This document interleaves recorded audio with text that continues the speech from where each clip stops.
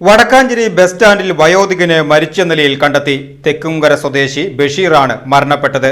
Bus കാത്തുനിന്ന യാത്രക്കാരാണ് മൃതദേഹം കണ്ട് പോലീസിൽ വിവരമറിയിച്ചത്.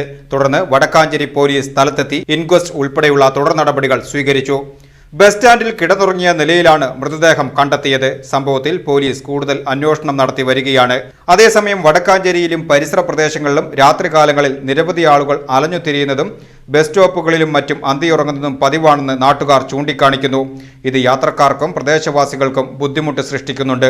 ഇത്തരം സാമൂഹിക പ്രശ്നങ്ങൾക്ക് ശാശ്വത പരിഹാരം കാണാൻ അധികൃതരുടെ ഭാഗത്തു നിന്നും ഇടപെടൽ ഉണ്ടാകണമെന്നാണ് നാട്ടുകാരുടെയും യാത്രക്കാരുടെയും ആവശ്യം.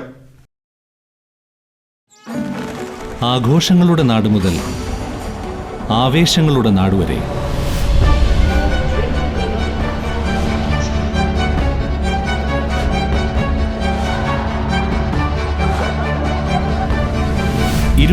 വർഷങ്ങളുടെ വിശ്വാസം, 54-ലധികം വിജയകരമായ പ്രോജക്റ്റുകൾ. ഒറ്റയ്ക്കല്ല, ഒന്നായി ഒരുമിച്ച് ജീവിക്കാം.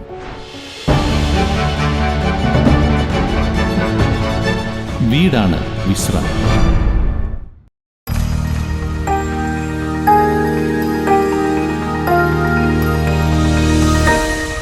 You are watching VCV News.